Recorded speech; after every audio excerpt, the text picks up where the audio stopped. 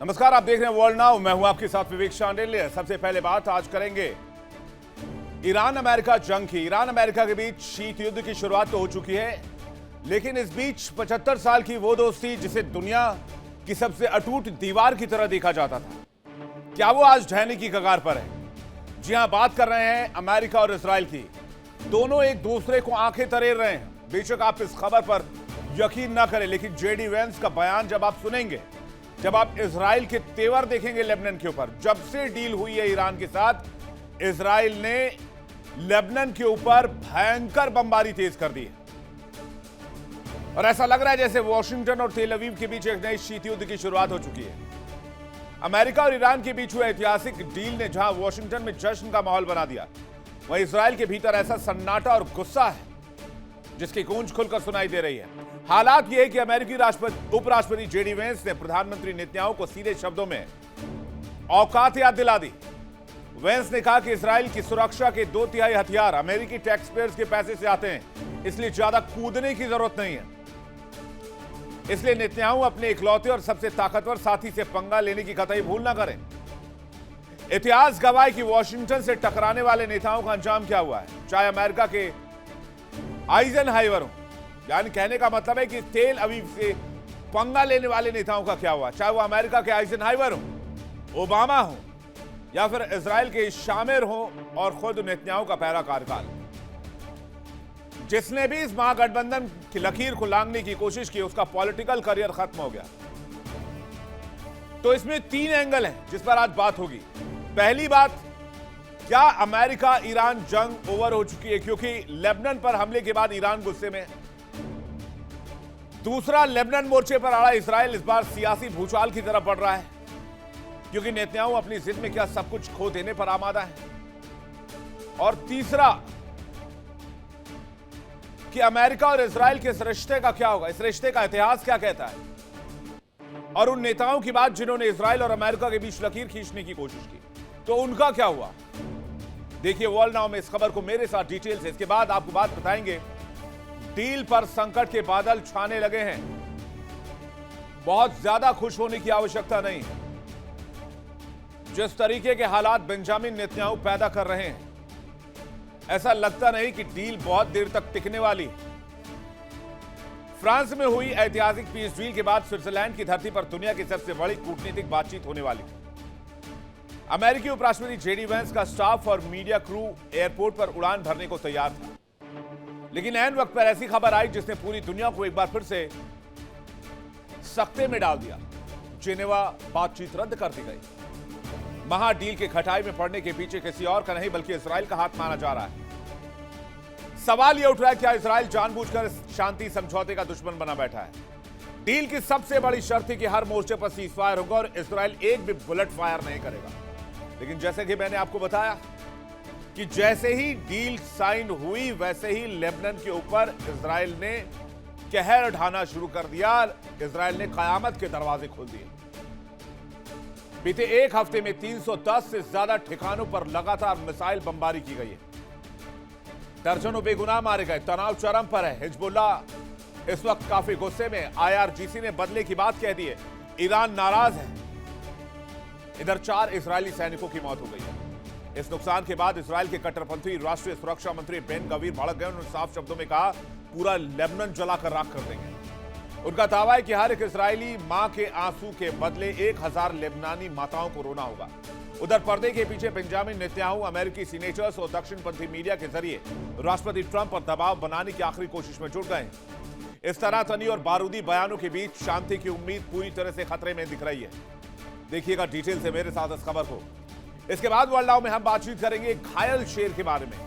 कहानी उस व्यक्ति की जिसने अपना सब कुछ गंवा दिया, जिसके सामने सरेंडर करने के साथ साथ दुनिया के किसी भी हिस्से में, मैं फिर से दोहरा रहा हूं, दुनिया के किसी भी हिस्से में शानो शौकत ऐशो आराम के साथ अरबों डॉलर के साथ रहने का ऑप्शन था, लेकिन उस घायल शेर ने जंग चुनी।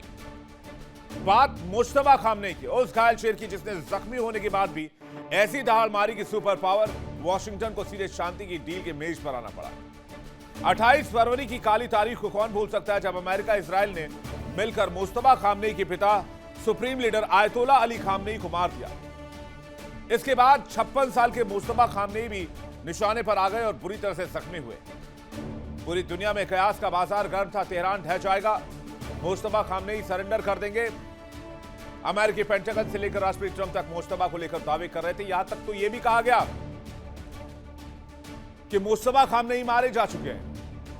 हालांकि मैंने कभी भी अपने शो में आपके लिए यह खबर नहीं दी कि मुस्तफा खामनेई मारे गए, क्योंकि कंफर्म सोर्सेस ये बता रहे थे कि मुस्तफा खामनेई अभी भी जीवित है। मुस्तफा खामनेई ने पर्दे के पीछे से ऐसा फैसला किया, ऐसा हौसला दिखाया कि जंग का रुख पलट दिया। बिना चेहरा दिखाए, बिना आवाज सुनाए, सिर्फ एक लिखित फरमान और पूरा हुकूमत ऐसे चलाया कि IRGC से लेकर सड़कों पर उतरे लाखों समर्थकों का जमीर जाग उठा। क्या था वो मुस्तफा का मास्टर स्ट्रोक जिसने अमेरिकी अड्डों को हिलाकर रख दिया? आखिर क्यों सुपर पावर ईरान के कदमों में आकर गिरा? मुस्तफा खामनेई की रणनीति क्या थी और कैसे एक हौसले के साथ मुकाबला किया, दिखाएंगे आपको। तो चलिए शुरुआत करते हैं और देखते हैं वर्ल्ड नाउ। अमेरिका में और ईरान में शांति तो हुई, लेकिन इजराइल को यह बात चुभ गई है, क्योंकि इस डील में इजराइल की कोई भूमिका नहीं थी, जबकि जंग के शुरुआत में इजराइल की सबसे बड़ी भूमिका थी। और यही बात बेंजामिन नेतन्याहू को ठीक नहीं लग रही है, जिसे लेकर उन्होंने आपत्ति दर्ज की। अमेरिका से कहा, यह आप ठीक नहीं कर रहे हैं, ईरान को नेस्तनाबूद करना जरूरी है। लेकिन अमेरिका ने चुपचाप ईरान के साथ मिलकर एक तरफा युद्ध डील कर ली, और इसलिए एक युद्ध खात्मा हुआ तो दूसरी तरफ एक शीत युद्ध की शुरुआत हो रही है। शीत युद्ध अमेरिका और इजराइल के बीच में, और इन दोनों के रिश्तों में दरार दिखने लगी। अब तो खुलकर दोनों देश एक दूसरे पर शब्दों से हमला भी करने लग गए हैं। अमेरिका और ईरान में शांति होने के बाद इजराइल के रिश्ते अमेरिका से खराब होने लगे हैं। अमेरिकी अधिकारी और मंत्री इजराइल पर खुलकर हमला बोल रहे हैं। अब तो लफ्जों का लहजा भी नहीं रह गया है। उधर इजराइल की ईरानी शांति वार्ता को मानने के लिए तैयार नहीं है इजराइल, और उसने लेबनान पर हमले तेज कर दिए हैं। अमेरिका इस बात से नाराज है कि अमेरिका के बार बार मना करने के बावजूद बेंजामिन नेतन्याहू लेबनान पर क्यों लगातार हमले कर रहे हैं, क्योंकि अमेरिका जानता है कि ईरान बहुत दिन बर्दाश्त नहीं करेगा, और एक दिन ऐसा आएगा अगले 2, 3, 4 दिन में, अगर इजराइल लगातार हमला करता रहा तो फिर ईरान पलटवार कर सकता है, और ईरान ने पलटवार किया तो फिर से युद्ध भड़क सकता है। कहते हैं 75 सालों की दोस्ती में अब तक सबसे बड़ी दरार दिखी जा रही है, और इस दरार का कारण बना है अमेरिका ईरान के बीच शांति डील। एक डील ने दो दोस्तों को दुश्मन बनने पर मजबूर कर दिया है। कहते हैं जैसे ही अमेरिका और ईरान की डील पर साइन हुआ, वॉशिंगटन में तो जश्न था, लेकिन तेल अवीव में सन्नाटा पसर गया। इजराइल के वित्त मंत्री बेजालेल स्मोट्रिच ने इसे इजराइल और पूरी आजाद दुनिया के लिए बुरा समझौता करार दिया है। राष्ट्रीय सुरक्षा मंत्री इतामार बेन गावीर ने तो यहां तक कह दिया कि इजराइल इस डील से बंधा हुआ नहीं है, इजराइल अमेरिका का गुलाम नहीं है, और इजराइल एक संप्रभु राष्ट्र है। पूर्व प्रधानमंत्री नफ्ताली बेनेट ने यहां तक कह दिया है कि इलेक्शंस होने वाले हैं, अगर मैं राष्ट्रपति बना, प्रधानमंत्री बना, तो फिर ईरान में एक भी व्यक्ति को जिंदा नहीं छोड़ूंगा।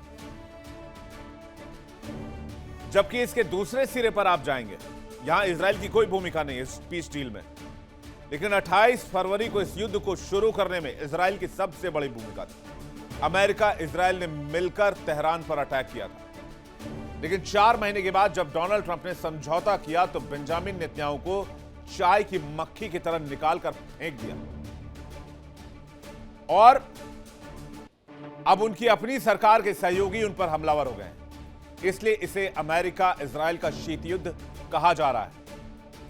शीत युद्ध की स्थिति कैसे पैदा हुई है, जरा नजर डालिए। डील के कारण अमेरिका इजराइल के रिश्तों में दरार है। अमेरिका ने इजराइल को बार बार उसकी औकात दिखाने की बात कही है। अमेरिका ने कहा, हमारे सिवा तुम्हारे साथ कोई नहीं है। उपराष्ट्रपति जेडी वेंस ने नेतन्याहू पर निशाना साधा। वेंस के बयान पर नेतन्याहू ने यूएस को जवाब दिया, इजराइल लेबनान पर कब्जा किए इलाके से पीछे नहीं हटेगा और हमले भी जारी रखेगा। अमेरिकी लोगों के पैसे से इजराइल को हथियार मिला है, यह बात अमेरिका कह रहा है। सुरक्षा के मामले में इजराइल का खर्च अमेरिका उठा रहा है। जेडी वेंस ने कहा कि इजराइल की समस्या डोनाल्ड ट्रंप नहीं है, डोनाल्ड ट्रंप भी कर रहे हैं इजराइल पर जुबानी हमला। ट्रंप ने कहा, मैं होता तो नेतन्याहू जेल में होते, और अमेरिकी टैक्स पेयर्स की वजह से 80 से 85% हथियार इजराइल खरीदता है। तो इजराइल ने कह दिया हम अमेरिका के गुलाम नहीं, यानी स्थिति खराब हो गई। दोनों तरफ से चुभने वाले बयान दिए जा रहे हैं। अब जेडी वांस का बयान खुद सुनिए। You've seen people within Bibi's cabinet who have come out and attacked the deal and in some ways very personally attacked the President of the United States. And I guess my message to them would be twofold. Number one, Donald J. Trump is the only head of state in the entire world who is sympathetic to the nation of Israel at this moment in time. Is that you've seen people within Bibi's cabinet who have come out and attacked the deal and in some ways very personally attacked the President of the United States. And I guess my message to them would be twofold. Number one, Donald J. Trump is the only head of state in the entire world who is sympathetic to the nation of Israel at this moment in time. Peace deal sign करने के बाद जब Donald Trump ने peace deal का ऐलान किया तब आपको याद होगा कि उन्होंने क्या कहा था। उन्होंने कहा था कि एक ऐसा लीडर है इस पीस डील में जो मेरे पास आता है बार बार और मुझे कहता है बम मारो बम मारो बम मारो। ये तंज था बेंजामिन नेतन्याहू के लिए। इधर जेडी वांस ने 18 जून को कहा कि इजराइल को दुनिया में बचे अपने इकलौते ताकतवर पार्टनर अमेरिका को नाराज नहीं करना चाहिए। जेडी वांस ने यह तक कहा है कि अमेरिकी अपने पैसे से इजराइल की सुरक्षा कर रहे हैं। आप ये बयान भी सुनिए। Is that over the last 3 months, 2/3 of the defensive weapons that have protected your homeland have been built by American hands and paid for by American tax dollars. The problem for Israel is not Donald J. Trump. And anybody in Israel who thinks their biggest problem is the President of the United States. तो America और Israel में तनाव की स्थिति, लेकिन कभी ऐसी स्थिति थी कि अमेरिका और इजराइल की दोस्ती की मिसाल दी जाती थी। अमेरिका इजराइल की दोस्ती की नींव 1948 में पड़ी जब राष्ट्रपति हैरी ट्रूमैन ने इजराइल को मान्यता देने वाला पहला बड़ा देश बनकर अमेरिका को आगे रखा। लेकिन रिश्ता सच में रणनीतिक गठबंधन बना और 1967 और 73 के अरब इजराइल युद्ध के बाद जब रिचर्ड निक्सन प्रशासन ने इजराइल को सैन्य मदद का बड़ा सोर्स बना दिया, क्योंकि इजराइल अमेरिका के लिए सिर्फ एक देश नहीं था, इजराइल अमेरिका के लिए एक रणनीतिक पार्टनर था, स्ट्रेटेजिक पार्टनर। मिडिल ईस्ट के करीब एक ऐसा पावरफुल इलाका जहां से अमेरिका पूरे मिडिल ईस्ट को अपनी मुट्ठी में रख सकता था। 1978 में जिमी कार्टर के दौर में हुआ कैंप डेविड समझौता एक बहुत बड़ा मोड़ था। मिस्र और इजराइल के बीच शांति जिसे अमेरिका ने मध्यस्थ बनकर करवाया। रोनाल्ड रीगन ने इजराइल को अमेरिका का प्रमुख गैर नेटो सहयोगी जैसा दर्जा दिलाया और सालाना सैन्य सहायता को संस्थागत रूप बना दिया। बिल क्लिंटन के समय वो ओस्लो समझौते हुए। जॉर्ज डब्ल्यू बुश ने 9/11 के बाद आतंकवाद के खिलाफ साझा लड़ाई में रिश्ते और ज्यादा गहरे किए इजराइल के साथ। लेकिन सबसे ज्यादा करीबी दौर माना जाता है डोनाल्ड ट्रंप की पहला कार्यकाल का 2017 से 2021, जब अमेरिका ने अपना दूतावास जेरूशलेम शिफ्ट किया, गोलन हाइट्स पर इजराइल की संप्रभुता को मान्यता दी और अब्राहम अकॉर्ड के जरिए इजराइल को अरब देशों से रिश्ते सुधारने में मदद की और अरब देशों पर प्रेशर बनाया कि तुम भी इजराइल को मान्यता दो, ज्यादा हवा में कूदने की जरूरत नहीं है। बराक ओबामा का दौर अपेक्षाकृत थोड़ा सा तनावपूर्ण रहा, खासकर 2015 की ईरान न्यूक्लियर डील को लेकर, जिसका नेतन्याहू ने अमेरिकी कांग्रेस में सीधे जाकर खुलकर विरोध किया था। अमेरिका के इजराइल की तरफ झुकाव की एक बड़ी वजह थी भावनात्मक या ऐतिहासिक नहीं बल्कि संस्थागत। America Israel public affairs committee AIPAC जैसे लॉबी समूह दशकों से कांग्रेस के दोनों हिस्से यानी कि डेमोक्रेट्स और रिपब्लिकन्स खेमों में सक्रिय रहे हैं। चुनाव अभियान को फंड करना, नीति निर्माण को प्रभावित करना, यह सब काम AIPAC का रहा है। यह अमेरिकी लोकतंत्र में किसी भी विदेशी देश की सबसे संगठित लॉबी मानी जाती है और लॉबी बहुत ताकतवर है, बहुत अमीर है। इसके अलावा इजराइल अमेरिका के लिए तकनीक और रक्षा के क्षेत्र में भी एक अहम साझेदार है। साइबर सुरक्षा, semiconductor design, drone, missile, defence तकनीक में दोनों देशों के बीच गहरा सहयोग है। सिलिकॉन वैली की कई बड़ी टेक कंपनियों के रिसर्च सेंटर इजराइल में है। यही आर्थिक तकनीक जुड़ाव की एक बड़ी वजह है कि अमेरिका की नीति, राष्ट्रपति चाहे किसी भी पार्टी की हो, इजराइल की तरफ झुकी रहती है। कई इजरायली कंपनियां हैं जो अमेरिकी अर्थव्यवस्था में अहम रोल निभाती हैं और इसी वजह से इजराइल की ओर अमेरिका झुका रहता है। एक एंगल यह भी है कि जो भी अमेरिकी राष्ट्रपति इजराइल से रिश्ते खराब करता है, जैसा कि इन दिनों डोनाल्ड ट्रंप की तरफ से दिख रहा है, उसका पॉलिटिकल करियर लगभग खत्म माना जाता है। तो क्या डोनाल्ड ट्रंप का पॉलिटिकल करियर खत्म माना जाए? जिस भी अमेरिकी राष्ट्रपति ने इजराइल से टकराव चुना, उसकी कुर्सी गई। यानी जो इजराइल के खिलाफ हुआ, उसका पत्ता अमेरिका के राजनीति से साफ हो गया। शुरुआत करते हैं 1956 से। सुएज कनाल संकट। ड्वाइट डी आइजनहावर राष्ट्रपति थे। आर्थिक प्रतिबंध के कारण इजराइल को झुकाने की कोशिश की। एकमात्र राष्ट्रपति थे जिन्होंने इजराइल को झुकाने की कोशिश की। 1956 में एआईपीएसी तब इतना पावरफुल नहीं था। उसके बाद उनको सत्ता से जाना पड़ा। जिमी कार्टर ने 1978 में कैंप डेविड समझौता कराया। फिलिस्तीन के मुद्दे पर इजराइल पर दबाव बनाने की कोशिश की। इजरायली लॉबी ने कार्टर के खिलाफ माहौल बनाया और 1980 में रोनाल्ड रीगन ने कार्टर को चुनाव में हरा दिया। अब आ जाइए जॉर्ज डब्ल्यू बुश सीनियर। 1991 में वेस्ट बैंक में बस्तियों को लेकर विवाद हुआ। इजराइल की $10 अरब की लोन गारंटी रोक दी। यहूदी समुदाय और लॉबी का समर्थन उनसे हट गया। 1992 में क्लिंटन ने उन्हें अमेरिकी सत्ता से बाहर का रास्ता दिखा दिया और उसके बाद कभी भी बुश सीनियर की वापसी नहीं हुई। अब आ जाइए बराक ओबामा, सबसे लोकप्रिय राष्ट्रपति अमेरिका में। इजराइल के समर्थकों को कांग्रेस में चुनौती देने में असक्षम नजर आए। ओबामा में राजनीतिक इच्छा शक्ति और कौशल की कमी दिखी। बराक ओबामा का नेतन्याहू से रिश्ता बहुत खराब हो गया था और ओबामा ने जेसीपीओए डील की ईरान से। हालांकि बाद में इस डील को, जेसीपीओए को, डोनाल्ड ट्रंप ने 2017 के अपने कार्यकाल में फाड़कर फेंक दिया। लेकिन जेसीपीओए डील की वजह से इजरायली लॉबी बहुत ज्यादा नाराज हो गया और इसकी वजह से न सिर्फ ओबामा चुनाव हारे, बल्कि ट्रंप के पहले ही कार्यकाल में यह डील फाड़कर फेंक दी गई। अब आ जाइए ट्रंप के रिजीम में। ईरान डील को लेकर इजराइल से फिर से ट्रंप के रिश्ते खराब हो रहे हैं। ट्रंप ने कहा इजराइल का अस्तित्व ही नहीं है अमेरिका के बिना। नेतन्याहू ने इजराइल का इमेज वर्ल्ड लेवल पर खराब किया। क्या mid term elections Donald Trump के लिए बहुत बड़ी चुनौती बनने वाला है? ये बहुत इंपॉर्टेंट एंगल है जो इस वक्त आप देख रहे हैं और पूरी दुनिया की नजर इसी पर है। जब सारे राष्ट्रपतियों का एआईपीएसी ने हिसाब कर दिया, तो आप सोचिए कि फिर डोनाल्ड ट्रंप का क्या करेंगे। तो ऐसा सोचना कि इजराइल से दुश्मनी लेने से अमेरिका में सत्ता चली जाती है, यह परफेक्टली 100% भी नहीं है। इजराइल में भी ऐसा होता रहा है। जिसने भी अमेरिका से पंगा लिया, इजराइल में उसकी सत्ता चली गई। कुछ इजरायली प्रधानमंत्रियों को अमेरिका से पंगा लेना बहुत महंगा पड़ा। कहानी की शुरुआत करता हूं 1982 से। मेनाकेम बेगिन, साल 1982 लेबनान पर इजरायली हमला हुआ। तब उस समय मेनाकेम बेगिन जो है वो प्रधानमंत्री हुआ करते थे। हमले को लेकर रीगन प्रशासन से उनके रिश्ते बहुत खराब हुए। बेरेत में हुए नरसंहार की अंतर्राष्ट्रीय आलोचना हुई। दबाव के बीच बेगिन ने 1983 में अचानक रिजाइन कर दिया। अब आ जाइए इट्जाक शामिर। 1991 से 1992 में अमेरिकी राष्ट्रपति जॉर्ज बुश से इनका टकराव हुआ। जॉर्ज बुश से सेटलमेंट के मुद्दे पर टकराव हुआ। अमेरिका ने लोन गारंटी रोकने का दबाव बनाया।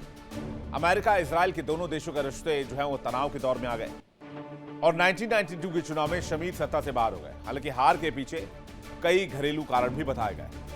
अब आ जाइए बेंजामिन नेतन्याहू। 1996 से 1999 पहला कार्यकाल। बिल क्लिंटन से उलझ गए, कई मुद्दों पर मतभेद रहे। क्लिंटन नेतन्याहू संबंध तनावपूर्ण बताए गए। शांति प्रक्रिया पर सार्वजनिक असहमत नजर आए। 1999 में नेतन्याहू चुनाव हार गए। हालांकि फिर ये कहते हैं कि हार का कारण केवल अमेरिका से विवाद नहीं था।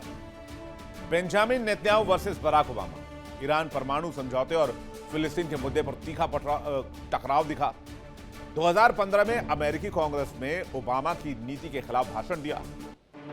दोनों नेताओं के रिश्ते बेहद कोल्ड हो गए थे। 2021 में नेतन्याहू की सरकार गिर गई। इसके पीछे गठबंधन की राजनीति और घरेलू संकट को भी वजह बताया गया। अब आ जाइए लेटेस्ट मुकाबले पे, Netanyahu versus Trump. Iran deal और लेबनान हमले को लेकर ट्रंप से रिश्ते खराब हो गए। बेंजामिन नेतन्याहू को ट्रंप ने बीते दिनों काफी भला बुरा कहा। ईरान डील को लेकर अमेरिका और इजराइल में अब तकरार की स्थिति है। तो किसका पत्ता कटेगा, क्योंकि दोनों तरफ इलेक्शंस है। एक तरफ अमेरिका में मिड टर्म इलेक्शंस है, तो दूसरी तरफ इजराइल में सितंबर के आसपास मेजर इलेक्शन है। और फिलहाल जो 60 दिन का संघर्ष विराम और समझौता हुआ है वो अभी अधूरा है, बहुत नाजुक मोड़ में है, बहुत खतरे के दौर में भी है। असली दस्तावेज सार्वजनिक नहीं हुआ है और लेबनान में हिजबुल्लाह के साथ झड़पें कभी भी इस डील को पटरी से उतार सकती हैं। इसलिए डोनाल्ड ट्रंप बहुत फूंक फूंक कर कदम रख रहे हैं। कुल मिलाकर कहें तो ये शीत युद्ध अमेरिका इजराइल दोस्ती के खात्मे की कहानी नहीं, बल्कि एक बेहद आपसी निर्भर यानी कि सेल्फ डिपेंडेंट रिश्ते में आए सबसे बड़े भरोसे के संकट की कहानी कह रहा है। इसका असली नतीजा आने वाले महीनों में इजराइल के चुनाव, लेबनान मोर्चे पर इजराइल की स्थिति, सब कुछ तय होगा।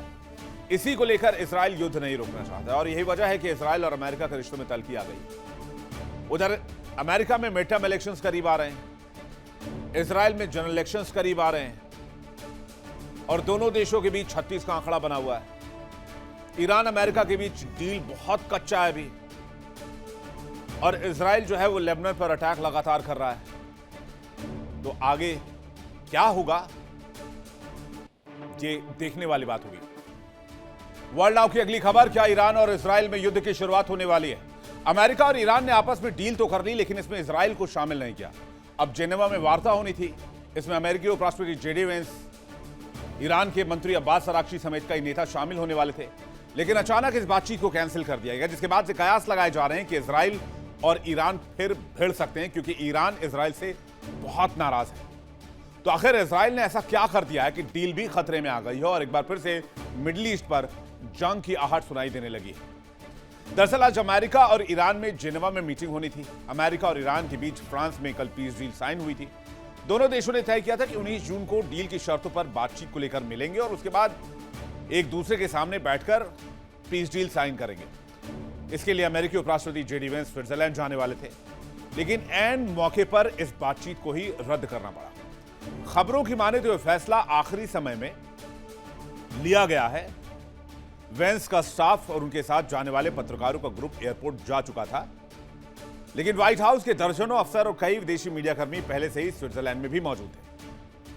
अमेरिकी मीडिया एक्सियोस की रिपोर्ट के मुताबिक वेंस की स्विट्जरलैंड यात्रा टलने के पीछे ईरान की नाराजगी है।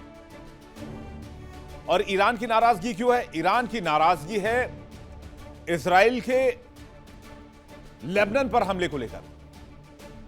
दरअसल इस शांति समझौते में सभी मोर्चे पर अमेरिका से लड़ाई खत्म करने की बात हुई थी, तभी दोनों नेताओं ने पेपर साइन किया था। पेपर साइन करने की तस्वीर आपने जो देखी थी वो सिर्फ इस शर्त पर साइन हुई थी कि एक भी बुलेट फायर नहीं होगा इस डील के बाद। ये जो डील आप साइन होते हुए देख रहे हैं, जरा फुल स्क्रीन देखिए आपको।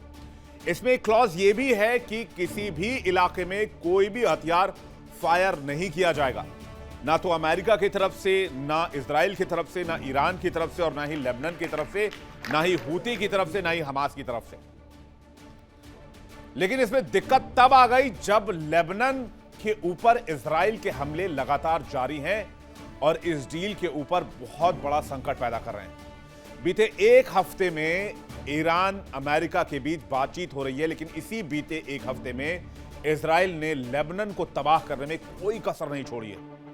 तस्वीरें आपके सामने हैं, ये लेबनान के अटैक की तस्वीरें हैं। आंकड़ों को देखेंगे तो लेबनान के ऊपर इजराइल का कहर नजर आएगा। लेबनान के सार्वजनिक स्वास्थ्य मंत्रालय के मुताबिक 2 मार्च से अब तक इजराइल ने लेबनान में 3,798 लोगों को मार दिया है और 11,781 लोग घायल हो चुके हैं। संयुक्त राष्ट्र की रिपोर्ट बता रही है कि हर रोज औसतन 12 बच्चे मारे जा रहे हैं या घायल हो रहे हैं। अल जजीरा के मुताबिक इजरायली हमलों का सबसे ज्यादा बोझ आम नागरिकों पर पड़ रहा है और मार्च 2 से अब तक 3,500 से अधिक लोग मारे गए हैं। इजराइल के मुताबिक उसके हमले में हिजबुल्लाह के ठिकानों को निशाना बनाया जा रहा है। इजराइल की तरफ से 29 सैनिक और 1 नागरिक मारे गए, जबकि लेबनान का कहना है कि मासूम नागरिकों को निशाना बनाकर इजराइल को कुछ हासिल नहीं होगा। और इसी बात से ईरान सबसे ज्यादा नाराज है, क्योंकि जब डील साइन हुई थी तब अमेरिका के साथ यह शर्त रखी गई थी कि लेबनान के ऊपर इजराइल अपने हमले बंद करेगा। लेकिन जब हमने पिछले एक हफ्ते का आंकड़ा उठाया तो हमें नजर आया कि किस तरह से इजराइल ने लेबनान को कब्रिस्तान में बदल दिया है। कैसे एक हफ्ते का रिकॉर्ड हम आपको दिखाते हैं। 2 मार्च तो खैर बहुत डेटा आ जाएगा। सिर्फ एक हफ्ते में, पिछले एक हफ्ते में सारी चीजें तेज हुई हैं। एक हफ्ते में आईडीएफ यानी कि इजरायली डिफेंस फोर्स ने लेबनान में 310 से ज्यादा हमले किए हैं। 310 ठिकानों को निशाना बनाया। आईडीएफ ये क्लेम कर रहा है कि हमने 80 हिजबुल्लाह के लड़ाके मारे हैं, लेकिन ईरान का दावा है, लेबनान का दावा है कि दर्जनों नागरिक मारे गए हैं, मासूम नागरिक हताहत हुए हैं। 14 जून को बेरूत के जो उपनगर है उन पर हमले में 3 लोगों की मौत हुई। 19 जून को जब हमला हुआ तो 18 लोगों की मौत हुई। इजरायली हमले में करीब 33 से ज्यादा लोग घायल हो गए। सीजफायर और डील की खबरों के बीच इजराइल लेबनान पर लगातार आक्रामक है। इसी बीच एक और बड़ी खबर यह आई है कि इजरायली सैनिक जो लेबनान में सैन्य ऑपरेशन चला रहे हैं उनको हिजबुल्लाह ने निशाना बनाया है और हिजबुल्लाह ने 15 इजरायली सैनिकों को मार गिराने का दावा किया है, जबकि आईडीएफ ने कहा है कि उसके 4 सैनिक मारे गए, जबकि कई सैनिक गंभीर रूप से घायल हैं। यानी यह मोर्चा अभी भी धधक रहा है। और इसी मुद्दे पर इजराइल के राष्ट्रीय सुरक्षा मंत्री बेन गवीर ने दक्षिणी लेबनान में 4 सैनिकों की मौत के बाद कहा कि पूरे लेबनान को जलाकर खाक कर देंगे। इसी पर ईरान का पलटवार आया कि इजराइल गलतफहमी में ना रहे, अगर इजराइल ने हमले बंद नहीं किए तो ईरान इजराइल पर हमले शुरू करेगा। वह इजराइल कह रहा है कि वो अपने नागरिकों और सेना के जवानों की मौत का बदला लेगा। बेन गवीर ने दावा किया है कि बेंजामिन नेतन्याहू से निजी बैठक में बातचीत हुई है कि इजराइल की मां के हर आंसू का बदला लिया जाएगा। लेबनान में हमले को लेकर नेतन्याहू ने इमरजेंसी मीटिंग भी बुला ली है।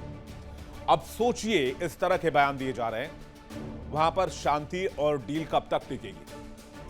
क्योंकि ईरान बहुत देर तक इंतजार करने के मूड में नहीं है और अमेरिका इजराइल पर नकेल नहीं डाल पा रहा है, इसलिए डील टूटने के पूरे आसार दिख रहे हैं। तो क्या फिर से मिडिल ईस्ट में गदर मचाने की तैयारी है?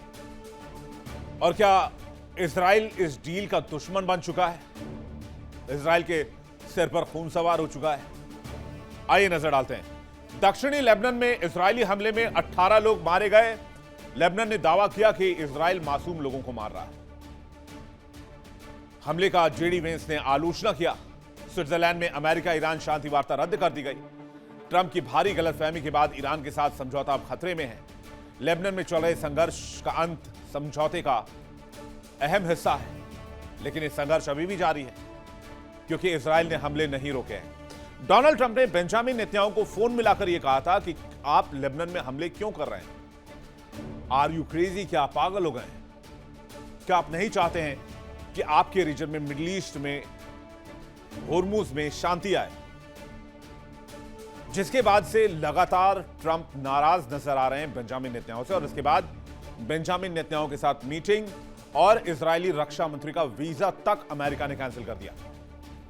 खबर तो यह भी है कि इजरायली प्रधानमंत्री बेंजामिन नेतन्याहू अमेरिका ईरान के अंतिम समझौते को तोड़ने की कोशिश में लगे हुए हैं। टाइम्स ऑफ इजराइल के मुताबिक दक्षिणपंथी मीडिया हस्तियों और इजराइल समर्थक अमेरिकी सांसदों के जरिए वो ट्रंप पर दबाव बनाने की कोशिश कर रहे हैं और मीटिंग चाहते हैं, जबकि ट्रंप ने नेतन्याहू से किसी भी तरह से मुलाकात से इनकार कर दिया है। यहां तक कि दोनों नेताओं की फोन पर भी बातचीत नहीं हो रही है। समझौते पर हस्ताक्षर और 60 दिन की वार्ता शुरू होने के बाद नेतन्याहू ने मार्क लेविन जैसे दक्षिणपंथी मीडिया चेहरों का सहारा लिया। इजराइल के मुताबिक यह समझौता समझ से परे है और ईरान के लिए प्रस्तावित पुनर्निर्माण फंड को बेहिसाब खर्च वाला फंड बताया।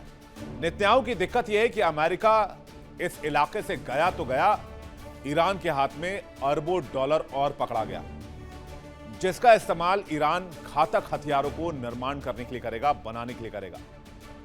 आप अंदाजा लगाइए, 1979 से जिस ईरान पर सैंक्शंस लगे हुए थे, तब उसने मिसाइलों और ड्रोन्स का इतना बड़ा जखीरा खड़ा कर दिया। अब जब अमेरिका ईरान को लाखों करोड़ों डॉलर देगा, अमेरिका उसकी संपत्तियों को फ्रीज जो किया हुआ उससे सैंक्शंस हटाएगा, तब ईरान की ताकत कितनी बढ़ जाएगी।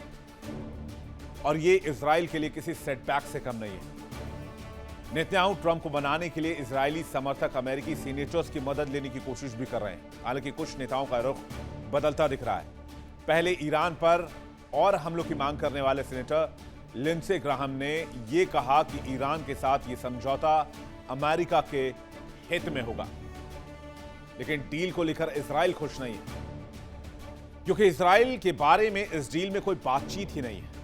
हां, एक बातचीत है कि सभी मोर्चे पर युद्ध रोकना होगा, जबकि दक्षिणी लेबनान में IDF Israeli defence force boots on ground कर रहा है, यानी कि वो पैदल वहां घुस चुके हैं और इजराइल इस बढ़त को लूज नहीं करना चाहता है, वहां से वापस नहीं आना चाहता है। जबकि डोनाल्ड ट्रंप ने साफ कहा है कि लेबनान से अपनी सेना वापस बुलाए इजराइल और हमले बंद करे। जबकि इजराइल ने लेबनान में तबाही का प्रण लिया हुआ है, इसलिए माना जा रहा है कि इजराइल अमेरिका के कंट्रोल में नहीं आएगा और लेबनान में तबाही तय है। और अगर लेबनान में तबाही तय है तो फिर मिडिल ईस्ट में कभी भी जंगी आग भड़क सकती है और कभी भी ईरान का पलटवार शुरू हो सकता है। और एक बार ईरान ने पलटवार किया तो गाहे बगाए ना चाहते हुए भी अमेरिका को इधर वापस आना होगा, इस जंग में वापसी करनी पड़ सकती है। वर्ल्ड नाउ में जल्दी से आपको बताते हैं कहानी उस शख्स की जिसने अमेरिका की ताकत को नस्तनाबूद करते हुए एक सुपर पावर को झुकने पर मजबूर कर दिया, घुटने पर आने को मजबूर कर दिया। बात एक ऐसे घायल शेर की जिसने अमेरिका जैसे ताकत से हार नहीं मानी। अमेरिका और इजरायली हमलों में सुप्रीम लीडर आयतुल्ला अली खामनी को मार दिया गया। 40 सीनियर कमांडर्स मारे गए। इसके साथ साथ आयतुल्ला अली खामनी का पूरा परिवार मारा गया। बावजूद इसके ईरान ने जंग में अमेरिका को घसीट लिया। ईरान ने ऐसा मारा कि सुपर पावर घुटने पर आकर डील करने को मजबूर हो गया।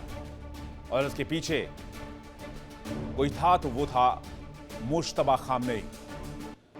वो मुश्तबा खामनेई जो अमेरिका इजराइल के हमले में बुरी तरीके से घायल हो गए। कहते हैं मुश्तबा खामनेई इतने चोटिल थे कि कुछ दिनों तक उन्हें कोमा में भी रहना पड़ा। लेकिन मुश्तबा ने घायल होने के बावजूद जिस तरीके का हौसला, जिस तरीके का जज्बा और जिस तरह की रणनीति दिखाई अमेरिका जैसे सुपर पावर के खिलाफ, उसकी चर्चा पूरी दुनिया में हो रही है। कहानी शुरू होती है 28 फरवरी 2026 को। यह तारीख ईरान के इतिहास में एक काला दिन बनकर दर्ज होगा। अमेरिका और इजराइल के संयुक्त हवाई हमले में ईरान के दशकों पुराने सुप्रीम लीडर आयतुल्ला अली खामनी को मार दिया गया। इस हमले में खामनेई परिवार के 5 और सदस्य भी मारे गए। कहते हैं इसी हमले में बुरी तरीके से आयतुल्ला अली खामनेई के बेटे 56 साल के मुश्तबा खामनेई भी जख्मी हुए, जो 2008 से अपने पिता के वकील के तौर पर पर्दे के पीछे सबसे ताकतवर शख्सियत में गिने जाते थे। 8 मार्च 2026 को असेंबली ऑफ एक्सपर्ट ने मुश्तबा को ईरान का तीसरा सुप्रीम लीडर चुना। एक ऐसे वक्त में जब देश युद्ध की आग में जल रहा था और देश के पास कोई लीडरशिप नहीं थी। इजराइल और अमेरिका के पास ये गोल्डन अपॉर्चुनिटी थी, वो अपने इरादों में कामयाब हो सकते थे। लेकिन मुश्तबा ने पर्दे के पीछे से कमान संभाली। कई हफ्तों तक सार्वजनिक रूप से नजर नहीं आए। इस दरमियान अटकलों का बाजार भी गर्म हो गया। कहते हैं पर्दे के पीछे से मुश्तबा बहुत सक्रिय हैं और पर्दे के पीछे से मुश्तबा जंग में भी सक्रिय रहे, क्योंकि सीआईए और मोसाद के एजेंट्स मुश्तबा को ढूंढ रहे थे। वो किसी भी कीमत पर मुश्तबा का सिर चाहते थे। जंग में घायल होने के बावजूद मुश्तबा लगातार सक्रिय रहे। मुश्तबा के संपर्क का अनोखा तरीका हाथ से लिखे संदेश माने गए। सील बंद लिफाफे के जरिए एक दूसरे तक ये आदेश भेजे जाते। बेहद भरोसेमंद लोगों के हाथ ही मुश्तबा के संदेश आते थे। कार और मोटरसाइकिल से सफर करते थे ये संदेशवाहक। मुश्तबा से मिले निर्देश भी ऐसे ही भेजे जाते थे। मुश्तबा के जंग में घायल होने की खबरें भी आई। यहां तक कह दिया गया कि शायद मुश्तबा मारे जा चुके हैं। लेकिन मुश्तबा ने इसी दरमियान आईआरजीसी को और ईरानी सेना को धार दी। आईआरजीसी का युद्ध फ्रंट संभाला। मुश्तबा के दिमाग से ही जंग लड़ी गई, जिसे आज अमेरिका डील के लिए डील की टेबल पर आने को मजबूर हुआ। और इसलिए आज पूरी दुनिया में मुश्तबा खामनेई की चर्चा हो रही है। वर्ल्ड नाउ में फिलहाल इतना ही। वक्त एक छोटे से ब्रेक का है। बने रहिए इंडिया डेली 24/7 के साथ। देखिए इंडिया डेली 24/7 अब आपकी स्मार्ट टीवी पर। इंडिया डेली मौजूद है सभी डिजिटल प्लेटफॉर्म पर लाइव और लगातार। इंडिया डेली 24/7 हर दिन राष्ट्र को समर्पित।